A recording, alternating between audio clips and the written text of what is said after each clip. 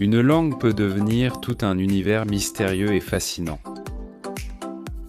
Penses-tu vraiment tout savoir sur l'espagnol ?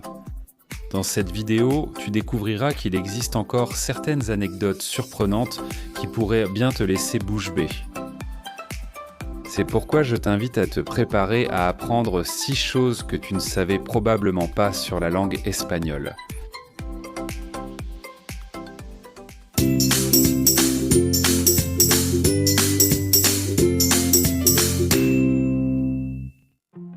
Numéro 1. L'espagnol est parlé sur 5 continents. Ce n'est pas un hasard si l'espagnol est la deuxième langue la plus parlée au monde, car il est parlé sur 5 continents. En Europe, naturellement, c'est la langue officielle de l'Espagne. En Amérique, on le parle depuis le sud des États-Unis, en passant par le Mexique et tous les pays d'Amérique latine, à l'exception du Brésil. Bien que dans ce pays, plusieurs millions de personnes parlent l'espagnol comme deuxième langue, il est également parlé dans certaines îles des Caraïbes. En Afrique, les villes autonomes de Ceuta et Melilla, au nord du Maroc, appartiennent à l'Espagne.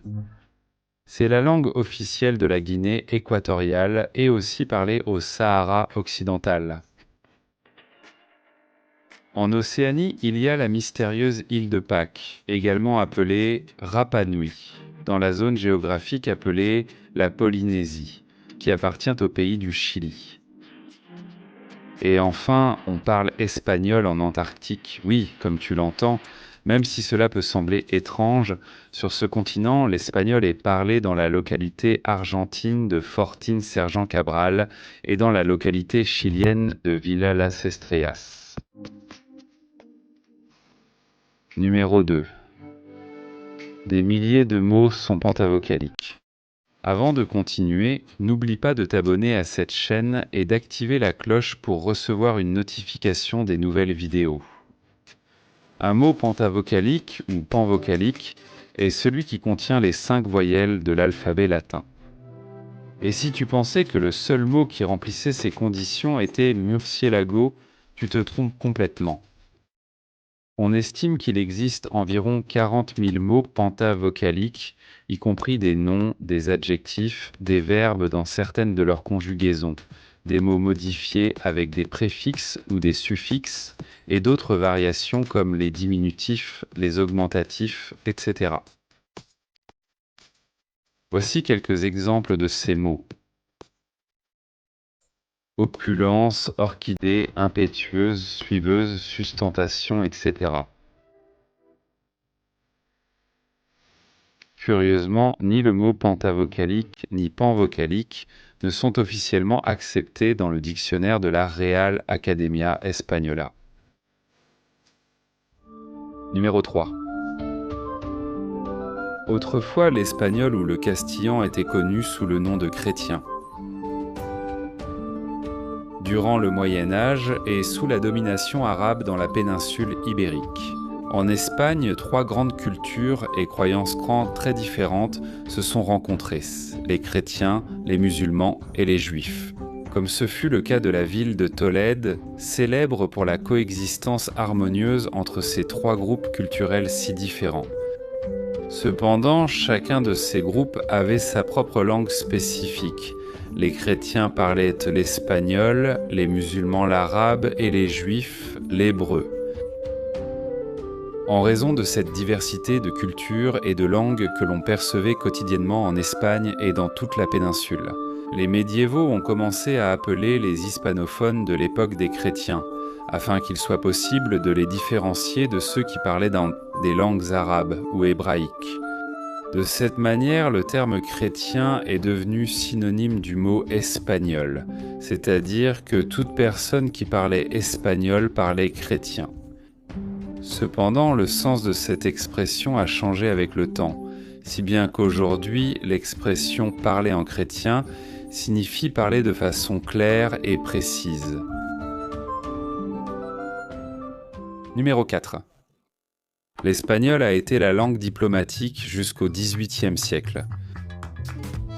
Grâce à l'exploration et à la colonisation en Amérique, l'Empire espagnol a consolidé sa domination et s'est imposé comme une grande puissance. Entre les XVIe et XVIIe siècles, en Europe, la langue espagnole a pris de plus en plus d'importance en devenant la principale langue de communication entre les pays et elle est rapidement devenue la première langue diplomatique de l'Europe moderne. En France, Italie et Angleterre, des grammaires et dictionnaires étaient publiés pour apprendre l'espagnol. Et ce statut s'est maintenu jusqu'au milieu du XVIIIe siècle, lorsque l'Empire espagnol est entré en déclin, et le français est devenu la nouvelle langue diplomatique des cours européennes. Numéro 5. D'ici 2050, le monde comptera 600 millions d'hispanophones. Actuellement, près de 450 millions de personnes parlent l'espagnol comme langue maternelle dans le monde, sans compter ceux qui ont l'espagnol comme langue seconde, ou les près de 21 millions d'étudiants en espagnol dans les différentes académies et universités réparties à travers la planète. Cependant, le Service international d'évaluation de la langue espagnole a annoncé que, en 2050, il y aura plus de 600 millions de locuteurs natifs de l'espagnol, consolidant ainsi l'espagnol comme la deuxième langue maternelle la plus parlée au monde, juste derrière le chinois mandarin. Numéro 6. Le Brésil a imposé l'enseignement obligatoire de l'espagnol depuis l'année 2005. Le géant sud-américain est le seul pays d'Amérique latine où la langue officielle est le portugais et non l'espagnol. Mais au cours des dernières décennies, l'intérêt du gouvernement pour promouvoir l'enseignement de l'espagnol dans le pays n'a cessé de croître. À tel point qu'en 2005, le gouvernement d'Ignacio Lula da Silva a promulgué la soi-disant « loi de l'espagnol », qui oblige tous les établissements d'enseignement secondaire, publics comme privés, à proposer l'enseignement de l'espagnol pendant les heures de cours. Cependant, cette loi a été abrogée en 2016 par le président de l'époque, Michel Temer. Mais les efforts du Brésil ne se sont pas arrêtés là.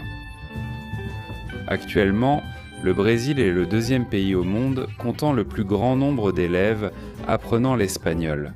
6 millions d'étudiants juste derrière les États-Unis, qui en comptent 8 millions.